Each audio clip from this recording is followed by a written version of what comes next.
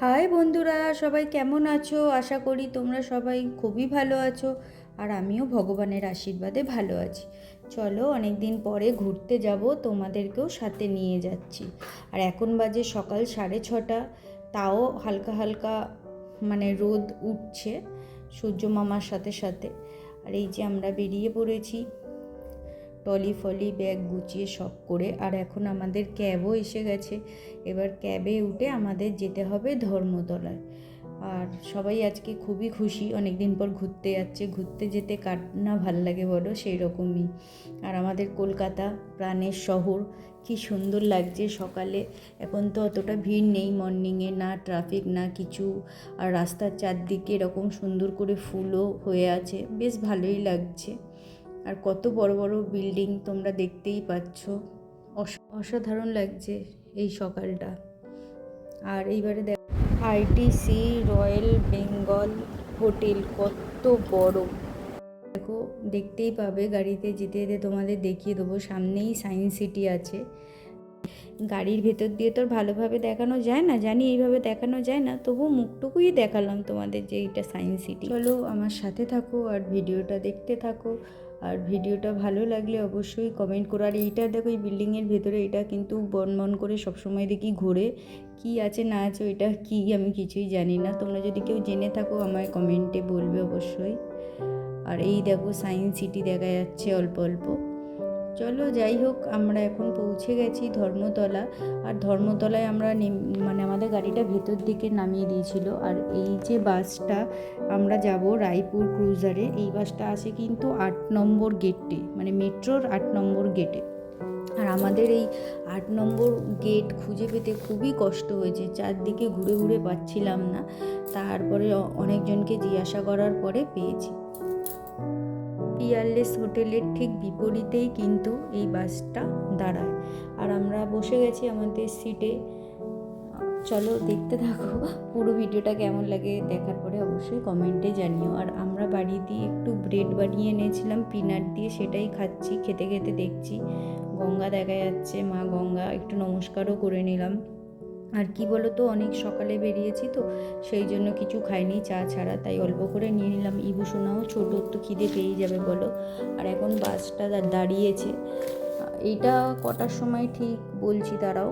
বাসে উঠেছিলাম ঠিক 8টার সময়, 8টা 5-10 হয়ে গেছিলো। আর আজাদ হিন্দ এই ধাবাটায় দাঁড়িয়েছিল যতদূর মনে হচ্ছে 10টার সময়। 9:30টায় দাঁড়ানোর কথা ছিল কিন্তু 10টায় দাঁড়িয়েছে। আর আমি এখানে ধোসা নিয়ে নিয়েছিলাম।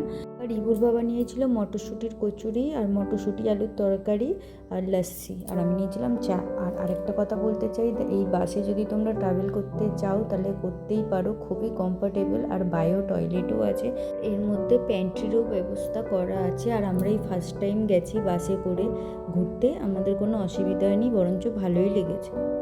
বাস থেকে নেমে গেছি। আর এই জায়গাটার নাম চাউলখোলা। এখান থেকে এখন অটো ধরতে হবে। এখানে এই অটো স্ট্যান্ডে এক একটা অটো এক এক রকম দাম বলে, তোমরা একটু দরাদরি করে নিও, ঠিক? অটোয় বসে গেছি, অটো এখন ছেড়েও দিয়েছে। পৌঁছে গেছি। আর এটা রিসেপশন, এখন রিসেপশনে সব কিছু ফর্মালিটি করে নিতে হবে। আমার আধার কার্ড দিয়েছিলাম, আমার বরেরও একটা আধার কার্ড দেওয়া হয়েছিল, ওরা জেরক্স করে সাথে সাথে সেগুলো দিয়ে দেয়। আর এই রিসর্টটার নাম হলো the park king beach resort. আমরা চলে এসেছি রেস্টুরেন্টের, এখানেরই রেস্টুরেন্ট, এখানে বাইরের খাবার অ্যালাউ নেই। যাই হোক, কিন্তু খুবই ভালো। দেখো রেস্টুরেন্টটা কত বড় আর কত সুন্দর।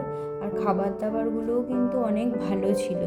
চলো এবার রুমটা দেখিয়ে দিই। আর জানো তো, আমার রুমের ভিডিও করা একদমই হয়নি, ভুলে গেছিলাম। তারপর আসার ঠিক আগে আমার মনে পড়েছিল, তার জন্য বিছানাটা এরকম অগোছালো। আমরা চেক আউট করে নিয়েছিলাম। আর নিচে রেস্টুরেন্টে অপেক্ষা করছিলাম একটু লাঞ্চ বানিয়ে নিয়ে যাওয়ার জন্য। তখন আমার মনে পড়লো আমার তো ভিডিওই করা হয়নি রুম টুর কী করে দেবো।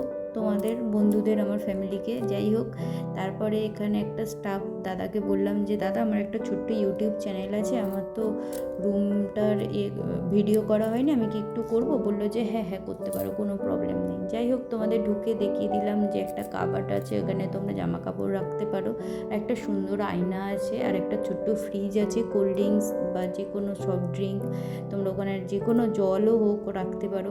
আর এই দেখো বিছানা, আর এখানে একটা ড্রয়ার আছে, এখানেও আছে, তুমি চার্জে দিয়ে দিতে পারো ফোন ওখানে চার্জে লাগিয়ে।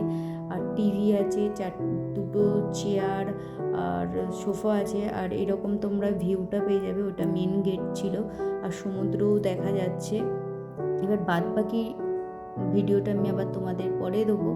আর চলো বাথরুমের ভিডিওটাও দেখিয়ে দিই। আর জানো তো, আমরা যখন ফার্স্ট এসে আমি বাথরুমের ভিডিওটা বানিয়েছি আর রুমের ভিডিও করিনি, কী অবস্থা বলো। যাই হোক, তোমাদের রুমের টুকটা তো দেখিয়ে দিলাম, এবার বাথরুমটাও দেখিয়ে দিই কতটা সুন্দর, মানে পরিষ্কার ঠিকঠাকই আছে। আর এসি আছে, আমরা এসি রুম নিয়েছিলাম। আর এখানে মা দুর্গা, সরস্বতী, লক্ষ্মী আর গণেশ ঠাকুরের একটা ছোট্ট ফটো ছিল, যেটা আমার খুবই ভালো লেগেছে। আর এইটা হলো বাথরুম, মানে ওয়াশরুম যাই বলো, দেখে নাও এইরকম। আর পুরো ভিডিওটা, মানে পুরো ব্লগটা একদিনে দিলে অনেক বড় হয়ে যাবে, সেই জন্য আমি এরকম ছোট্ট মতোই করলাম।